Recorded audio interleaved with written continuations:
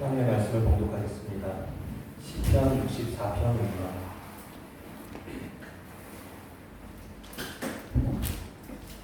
시편 64편 1절과 2절 말씀입니다.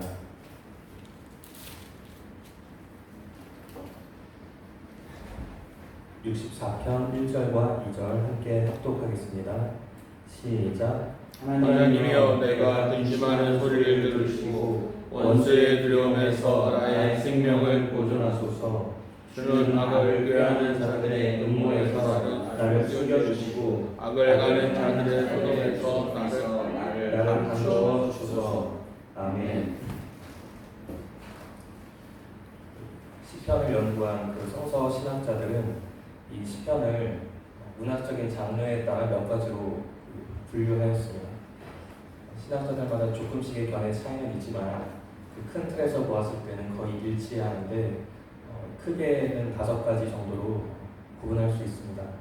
그것은 찬양시, 그리고 감사시, 탄원시, 그리고 제왕시, 그리고 지혜와 교훈의 시, 이렇게 5가지로 분류합니다. 첫 번째는 찬양시인데 이 찬양시는 말 그대로 하나님을 찬양하는 시입니다. 야훼께 찬양하라 라고 하는 그 찬양의 선포와 명령, 그리고 찬양으로의 초대, 그러한 말로 시작하여서 왜 하나님을 찬양해야 하는지 그 찬양의 동기와 이유에 대해서 서술하는 시들입니다. 우리가 잘 알고 있는 할렐루야라는 말 자체가 야훼께 찬양하라, 야훼를 찬양하라 라고 하는 그런 선포, 그리고 찬양으로의 초대하는 그런 말입니다. 그것이 찬양시입니다. 두 번째는 감사시입니다. 감사시는 하나님께서 행하신 위대한 일들, 특별히 하나님의 창조 사역, 그리고 민족적으로 행하신 구원의 사역, 그리고 개인적인 어떤 기도 응답, 그런 것들에 대해서 하나님께 감사하는 그런 시들입니다. 세 번째는 탄원시입니다. 탄원시는 다른 말로 탄식시라고 하는데 고난과 고통 속에서 하나님의 구원을 간절히 바라면서 그 구원의 속기를 애타게 호소하는 그런 기도 형식의 시들입니다. 네 번째는 제왕시입니다. 이 제왕시는 왕에 관한 시입니다. 왕이 직접 지었거나 또는 왕에 관하여서 기록된 시인데 특별히 이 지상에 있는 사람 왕 자체를 찬양의 대상으로 삼지 않는다는 특징이 있습니다. 왕과 함께 하시고 또 왕을 도우시는 하나님, 야훼 하나님만을 찬양의 대상으로 삼는다라는 것이 특징입니다. 그리고 야훼 하나님을 왕으로 추대해드리고 그 하나님의 왕권을 그것을 인정해드리고 선포하는 그런 시들이 다 이 제왕시에 포함이 됩니다.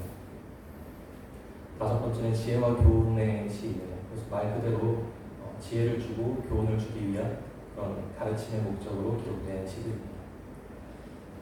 이 5가지의 그 장르 중에서 이 시편에서 가장 많은 비중을 차지하는 시가 무엇일까? 우리는 이 시편이 하나님을 찬양하는 시들이고 또 시편의 대주제가 하나님 찬양이라고 그렇게 생각을 하기 때문에 당연히 찬양시가 가장 많은 비중을 차지하겠지라고 그렇게 생각을 할 수 있습니다. 그러나 이 시편에서 가장 많은 비중과 가장 많은 분량을 차지하는 것은 탄식시, 탄원시입니다. 이 탄원시가 시편의 3분의 1 이상을 차지하고 다른 장르들에 비해서 상대적으로 압도적으로 많은 그런 분량을 차지하고 있습니다. 이것이 무엇을 말해주는가 하면 시편은 우리 인생들이 당하고 있는 어떤 그 고난과 그리고 그 환난, 그 속에서 하나님의 구원을 간절히 바라며 하나님께 간절히 호소하고 기도하는 그 기도, 그 부르짖음, 그것에 무관심하지 않다. 오히려 그것에 많은 관심을 기울이고 계시고 또 많은 시편들이 그러한 고난 속에서 부르짖는 기도, 탄식, 그 가운데에서 많은 시편들이 만들어졌다라는 것입니다. 그래서 시편에서 하나님의 찬양 못지않게 중요한 주제로 다뤄지고 있는 것이 바로 이 탄원시, 탄식시입니다. 그 20세기 활동했던 그 성서 신학자 중에 그 베스티만이라는 신학자가 있었습니다. 이 신학자가 시편을 연구한 끝에 어떠한 결론에 도달했냐면 모든 시편의 어떤 대주제는 하나님 찬양이다라는 결론에 이르렀습니다. 그래서 시편을 연구하고 그 연구서를 책으로 출간했는데 그 책의 제목을 시편에 나타난 하나님 찬양이라고 그렇게 제목을 정했습니다. 그러한 제목의 책을 냈습니다. 그러고 나서 꽤 오랜 시간이 지나고 나서 이 사람이 다시 시편을 읽어보고 다시 시편을 연구한 끝에 새로운 깨달음을 얻게 되었습니다. 시편이 전부 다 하나님 찬양으로만 되어 있는 것이 아니라 이 시편 속에는 일반 평범한 그 민중들의 고통과 그 고난, 그 속에서 간절히 하나님 앞에 부르짖는 그 탄원, 그 탄식, 그것이 오히려 더 많은 비중을 차지하고 있구나. 오히려 더 많은 그런 어떤 신학적인 의미를 담고 있구나 라는 것을 새롭게 깨닫게 되었습니다. 그래서 처음에 책을 출간했던 것이 1961년이었는데 그 후로부터 17년이 지난 뒤에 1977년에 다시 시편 연구서를 다시 책을 출간했습니다. 그러니까 이전의 것에 대해서 자신의 견해를 다시 수정하고 반성하고 다시 개정한 그런 책을 다시 냈는데 이번에는 제목을 바꿨습니다. 그 제목이 이전에 처음 출간했던 책은 시편에 나타난 하나님 찬양이라고 해서 모든 것이 하나님의 찬양이다라고 그렇게 주장했었다면 이후에 17년 후에 다시 개정한 책에서는 제목을 시편에 나타난 찬양과 탄원이라고 바꿨습니다. 그 시편의 주제가 하나님 찬양일 뿐만 아니라 동시에 하나님께 대한 우리 인간들의 어떤 탄원, 간절한 호소, 그 기도, 그것이 매우 중요한 의미를 담고 있다라는 그것을 다시 포함시켰습니다. 그래서 이 새롭게 출간한 책에서 이렇게 말을 합니다. 신구약 성경 전체를 읽어보았을 때 이 인간의 삶에 있어서 하나님께 대한 어떤 탄식과 그 탄원은 매우 자연스럽게 등장하는 것이다. 그리고 우리가 하나님께 올려드리는 그 예배의 그 예식과 형식, 예배 언어에 있어서 탄원과 탄식은 결코 빠질 수 없는 아주 필수적인 요소이다라고 그렇게 기록을 했습니다. 이것을 통해서 우리가 알 수 있는 것은 하나님께서는 그저 저 지극히 높으신 보좌 위에서 그저 인간들로부터 그냥 찬양과 영광을 받으시기만 하는 그런 하나님이 아니라 오히려 우리 인간들의 삶 속에서 우리가 겪고 있는 그런 어떤 고난, 우리가 겪고 있는 그런 어떤 환난, 고통, 그러한 것들에 더욱더 관심을 가지고 계시고 우리가 부르짖는 그 탄원과 탄식의 기도에 귀를 기울이시고 그 기도를 들으시고 그 호소에 응답하시는 하나님이시다 라는 것을 우리에게 말씀해주고 있는 것입니다. 하나님께서는 그저 보좌에 앉으셔서 가만히 찬양과 영광만 받으시는 하나님이 아니라 우리의 삶의 실제적인 우리의 삶의 자리, 우리의 현실, 우리의 상황, 우리가 겪고 있는 그 고난과 고통, 괴로움, 그것에 대해서 정말 관심을 가지고 귀를 기울이시고 우리의 기도를 들으시는 그런 하나님이시다라는 것을 시편을 통해 우리에게 말씀해 주시고 있습니다. 오늘 우리가 봉독한 이 시편 64편도 역시 탄원시의 하나입니다. 이 탄원시는 이것도 어떤 시이고 하나의 문학적인 장르이기 때문에 그 어떤 문학적인 구조가 있습니다. 탄원시는 특별히 주로 대부분이 3중 구조를 가지고 있습니다. 우선 도입부, 그리고 본로, 그리고 결론. 다른 말로 하면 머리, 몸통, 꼬리 이러한 3중 구조를 가지고 있습니다. 그 탄원시의 그 첫 번째 도입 부분에서는 하나님의 이름을 부르는 것으로 시작합니다. 그러니까 여호와여 또는 하나님이여 또는 나의 하나님이여 이러한 말로 하나님을 부르는 것으로 시작합니다. 이것이 탄원시의 도입 부분입니다. 그리고 본로 부분 몸통에서는 두 가지가 나타납니다. 하나는 하나님께 대한 탄식, 탄원이 있습니다. 그러니까 자신이 지금 겪고 있는 어떤 상황 사람들 또는 원수와 대적자들로 인해 겪고 있는 고난과 어려움, 억울함, 이 답답한 심정, 이 현실 이런 것들을 하나님 앞에 다 토로하는 그런 탄원이 있고, 또 한 가지는 하나님께 호소하는 기도가 있습니다. 하나님께서 그 얼굴을 저에게로 향하여 주시고 저에게 속히 임하여 주셔서 이 환난에서, 이 고난에서 저를 건져 주십시오, 구원해 주십시오, 도와주십시오라고 하는 그런 호소의 기도가 있습니다. 그리고 마지막 결론 부분에서는 앞에서 하는 좀 분위기가 반전되어서 하나님의 구원에 대한 어떤 확실한 그 확신, 신뢰, 그러한 것들로 가득 찬 그런 하나의 선포, 그러한 것으로 결론을 짓는 것이 탄원시의 구조적인 특징입니다. 오늘 우리가 공독한 이 시편 64편에서도 보면 1절에 맨 처음에 하나님이여 라고 하나님을 간절히 부르는 외침, 그것으로 시작을 합니다. 그리고 나서 6절까지가 탄원, 그리고 탄식, 그 하나님께 대한 호소, 이런 것들로 기록되어 있습니다. 그래서 1절과 2절에서는 제가 지금 근심하면서 하나님께 부르짖사오니 저의 기도를 들어주십시오. 제가 원수와 그 대적자들로 인해 두려워하고 있으니 저를 보호해 주십시오. 저를 건져 주십시오. 이 악인들로부터 저를 숨겨주시고 보호해 주세요라고 하는 그런 탄식의 기도가 있습니다. 그러면서 3절부터 6절까지는 현재 그 악인들이 행하고 있는 그 어떤 악한 행실들, 그들의 모습들, 그런 것들을 탄원의 형식으로 다 하나하나 하나님 앞에 토로하는 그런 내용들이 기록되어 있습니다.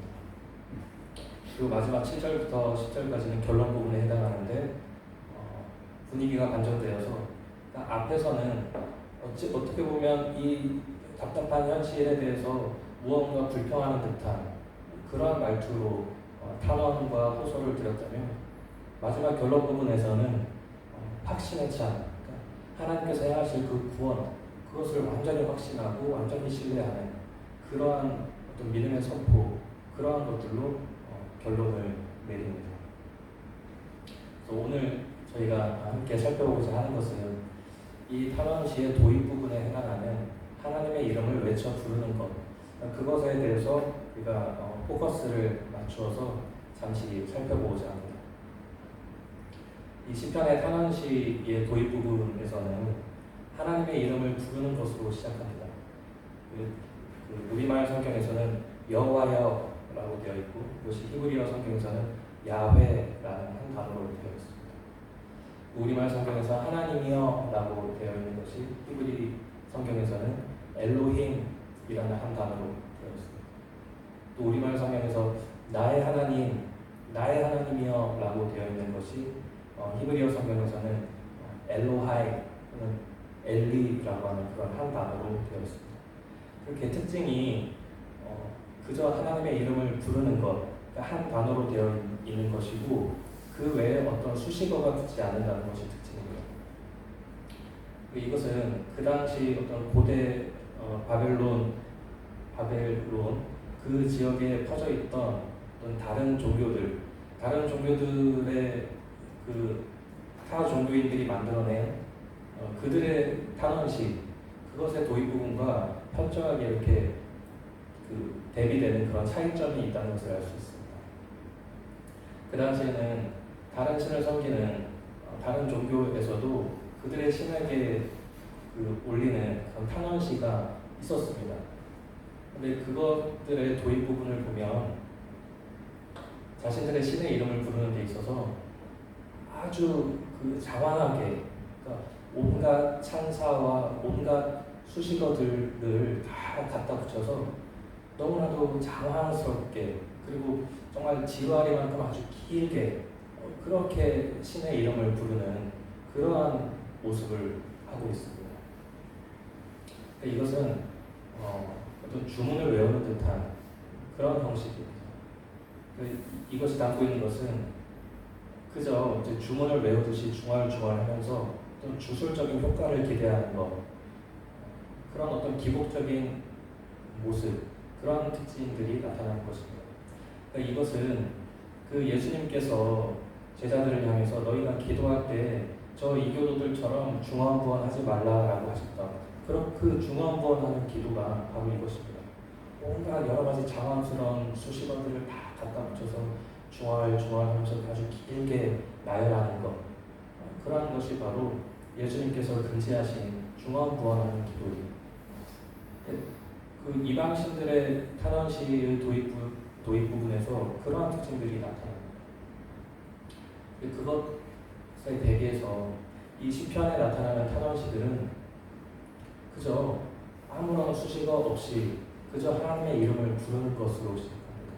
여호와여, 하나님이여, 나의 하나님이여, 이렇게 아무런 수식어가 붙지 않고 그저 하나님의 이름을 부르는 것으로 그렇게 시작을 합니다. 이것이 무슨 의미가 있는가? 아니, 기도할 때 그 신의 이름을 부르고 시작하는 것은 당연한 것이 아닌가? 그렇게 생각할 수 있지만 이 시편의 기자들이 하나님의 이름을 부르는 것은 단지 기도할 때 그저 의례적으로 처음 시작할 때 하나님 그 신의 이름을 부르고 시작하는 게 당연하지라는 그 정도가 아니라 이스라엘 민족들에게 있어서 하나님의 이름을 부른다라고 하는 것은 그 이상의 어떤 특별한 의미를 내포하고 있습니다. 그 이스라엘 민족들에게 있어서 야훼 하나님의 그 이름 그 속에는 하나님께서 우리 민족들에게 우리에게 행하시는 하나님의 구원의 사역, 하나님의 그 구원의 역사, 과거에도 그 구원을 행하셨고 지금도 우리와 함께 하시며 우리에게 구원을 베푸시고 또 미래에도 늘 우리와 함께 하심으로써 우리에게 구원을 베푸실 그 구원의 하나님, 그 하나님의 구원의 역사, 그러한 것들이 그 이름 속에 담겨 있습니다. 그래서 그 이름은 바로 구원의 이름이고 그 이름 안에는 구원의 능력이 있습니다. 그래서 이스라엘 민족들에게 있어서 야훼 하나님의 그 이름은 모든 그 이방 나라들로부터의 그 어떤 침략과 전쟁이 일어났을 때 이방 신들과 싸워서 이기시는 하나님, 그리고 우리에게 전쟁에서 승리하게 하시는, 우리에게 승리를 주시는 강한 용사이신 하나님, 그리고 모든 질병으로부터 우리를 치료하시는 하나님, 모든 환난과 어려움 속에서 우리를 건져내 주시는 그 구원의 하나님, 그러한 하나님의 놀라우신 능력과 그 구원의 역사, 그러한 것들이 바로 하나님의 이름을 부르는 것에 담겨 있다라고 그렇게 이스라엘 민족들은 여겼습니다. 이스라엘 민족들에게 있어서 야훼 하나님의 그 이름을 부르는 것, 그것은 바로 하나님의 그 구원의 능력을 완전히 신뢰하고 완전히 의지하는 것이고 그 이름 안에는 바로 하나님의 구원의 능력이 담겨 있는 것입니다.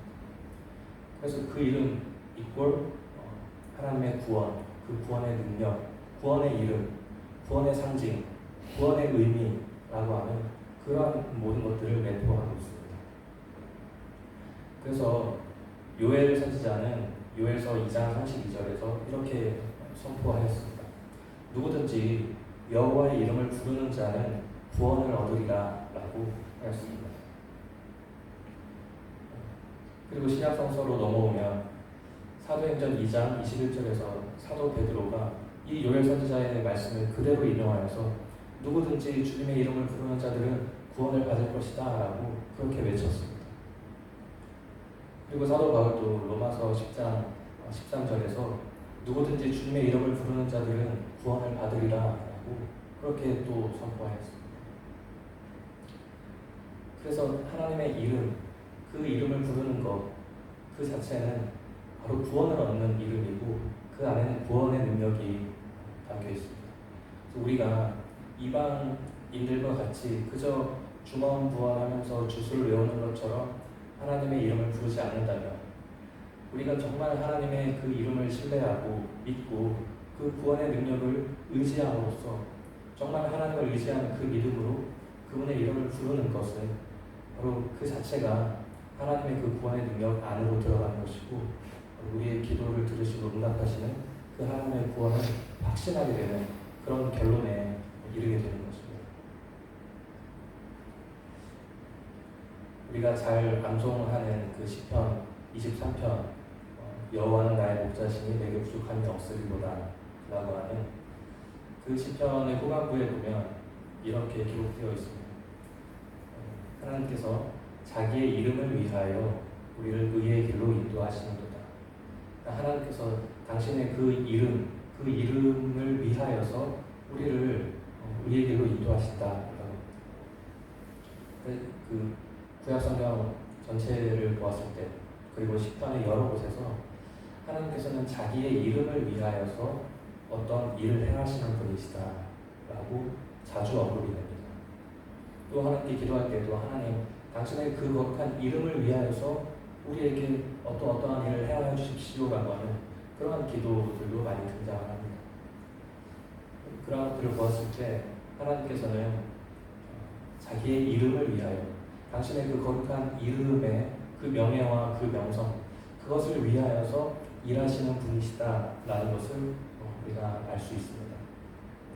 또 우리가 그분의 그 이름을 믿고 의지하여서 그 이름을 외쳐 부를 때, 그 이름을 부르면서 기도할 때 하나님께서는 또 우리의 어떤 의로움이나 우리의 어떤 공로나 우리가 뭐가 이뻐서 우리의 무언가를 보시고 우리의 기도를 들어주시는 것이 아니라 당신의 그 이름을 믿고 의지하는 그 믿음을 보시고 당신의 그 이름을 위하여서, 그 이름의 명예와 명성을 위하여서 우리에게 구원을 베푸시고 우리를 도우시고 기도에 응답해 주시는 그런 하나님이시다라는 것을 우리가 기억해야 할 것입니다. 우리가 그 이름을 믿고 의지하고 확신함으로써 그 이름을 부를 때 그 이름 자체가 바로 우리에게 구원을 베푸시는 구원의 이름이십니다. 누구든지 주님의 이름을 부르는 자는 구원을 얻게 됨을 믿습니다 라고 하는 그 믿음을 가지고 우리가 하나님 앞에 기도하고 탄식하고 부르짖고 호소할 때 하나님께서는 당신의 이름을 위하여서 우리에게 구원의 능력과 도우시는 그 능력을 베풀어 주실 것입니다. 예수님께서 제자들에게 너희는 저 이방인들, 저 이교도들과 같이 중언부언하지 말고 너희는 기도할 때 이렇게 기도하라 라고 하시면서 가르쳐 주신 것이 주기도문입니다. 그런데 이 주기도문이 마태복음에도 기록되어 있고 누가복음에도 기록되어 있는데 약간의 차이가 있습니다. 성서신학자들은 마태복음에 기록된 것과 누가복음에 기록된 것이 약간의 차이가 있는데 어느 것이 더 예수님께서 가르쳐 주신 오리지널 버전인가, 어느 것이 더 원래의 버전에 가까운가라는 것을 연구하였습니다. 왜냐하면 예수님께서 살아계실 때 그 사람들에게 주기도문을 가르쳐 주었고 그 복음서가 기록된 것은 예수님께서 부활하시고 승천하신 이후에 한 수십 년이 지난 이후에 기록이 되었기 때문에 과연 어느 것이 주님께서 실제로 가르쳐 주신 그 오리지널 버전에 더 가까운가라는 것을 연구하였습니다. 그 누가복음에서는 아무런 수식어 없이 그저 아버지여 라는 말로 시작을 합니다. 마태복음 버전에서는 하늘에 계신 우리 아버지여 그렇게 시작을 합니다. 성서신학자들은 누가복음에 있는 아무런 수식어 없는 아버지여 라고 시작하는 그 버전이 좀 더 오리지널 그 원본에 가까울 것이다. 그리고 마태복음에서 하늘에 계신 우리 아버지여라고 하는 것은 그 후에 어떤 이루어진 교회 공동체, 그 교회 안에서 이루어지는 공동체의 예배에서 좀 공동의 기도문으로 사용되면서 예배의 형식에 맞게 예배 예식의 좀 공동 기도문으로 만들면서 하늘에 계신 우리 아버지라고 하는 그런 예배 형식용, 예배용 버전으로 편집이 되었을 것이다 라고 그렇게 추정을 하고 있습니다. 이것을 통해서 우리가 알 수 있는 것은 예수님께서도 너희들은 이렇게 기도하라 라고 가르쳐 주시면서 그냥 아버지여 라고 그렇게 부르는 것으로 시작하라고 가르쳐 주셨다라는 것입니다. 이것은 시편에서 그 탄원시들이 하나님이여 여호와여 라고 그렇게 시작하는 그 기도와 일맥상통하는 것이라고 볼 수 있습니다. 예수님께서도 역시 아버지여 라고 그렇게 부르는 것으로 기도하라 라고 하신 것은 그렇게 부르는 그 부름, 하나님의 이름을 부르는 그 부름 속에 그 안에 모든 것들이 담겨 있기 때문입니다. 그것을, 그 이름을 부르는 것, 아버지를 부르는 것, 그 부르는 것만으로도 하나님은 구원의 하나님이시고 우리에게 구원과 은혜와 도우심을 베푸시는 그 하나님이시기 때문에 우리가 그것을 진정으로 믿고 그 이름을 부를 때 그 안에 모든 것들이 담겨 있다. 그리고 그렇게 부르기만 해도 그 이름 자체가 바로 우리에게 구원을 베푸시는 이름이시다라는 것을 우리에게 시사해 주는 것입니다. 그래서 우리가 기억해야 하는 말씀은 누구든지 주님의 이름을 부르는 자는 구원을 받으리라고 하시는 그 말씀입니다. 여기서 말하는 구원이라는 것은 아예 믿지 않던 사람이 예수님 믿고 구원받아가지고 하나님의 자녀가 되고 영생을 얻는 것, 그 구원만을 의미하는 것이 아니라 물론 그것도 포함이 되지만 이미 믿고 하나님의 자녀가 된 사람들에게 있어서 이 구원이라고 하는 것은 우리가 겪고 있는 여러 종류의 고난과 여러 종류의 어떤 문제들, 그 가운데서 우리가 부르짖어 간절히 기도하고 호소하는 그 하나님의 도우심, 그 하나님의 은혜를 구하는 것, 그래서 모든 종류의 환난과 고난 속에서 우리를 건져주시는 것, 모든 종류의 건져주심, 그 모든 것들을 포함하는 것이 바로 이 구원. 그러니까 누구든지 주님의 이름을 부르는 자는 구원을 얻으리라 라고 하신 이 말씀은 우리가 모든 종류의 고난과 환난, 그 고통과 어려움 속에서 주님의 이름을 부를 때, 주님 앞에 의지하고 토로할 때, 호소할 때 하나님께서 우리의 기도를 들어주시고 당신의 그 이름을 위하여 우리에게 베푸시는 그 도우시는 손길, 그 은혜의 손길, 그 모든 종류의 건져주심, 그 모든 것들이 바로 우리에게 베풀어 주시는 그 구원의 손길이라고 할 수 있습니다. 우리는 하나님의 이름을 믿고 의지하고 그 이름을 부름으로써 하나님의 응답이 우리에게 임하기를 원합니다. 우리가 정말로 그저 주문을 외우듯이 이교도들과 같이 그렇게 어떤 주술적인 효과를 위하여서 그 이름을 부르는 것이 아니라 정말 그 이름이 구원의 능력이기 때문에 그 이름이 정말 구원의 이름이기 때문에 그것을 믿고 우리가 의지하고 주님의 이름을 부를 때 그 이름을 부르는 것만으로도 하나님께서는 우리의 기도에 응답해 주시고 우리에게 여러 종류의 건져주심, 도우심, 그 구원해 주심 그것을 베풀어 주실 것을 우리가 확신합니다.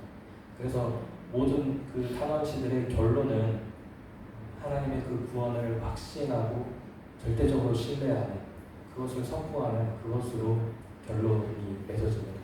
우리의 기도도 역시 하나님의 이름을 부르는 것으로 시작하였다면 우리의 기도의 끝은 하나님의 응답과 도우심과 그 구원을 확신하고 신뢰하는 그 믿음으로 우리의 기도가 맞춰져야 할 것입니다.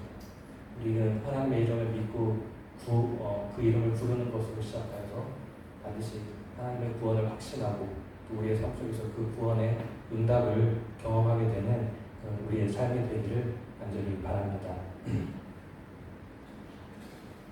기도드리겠습니다.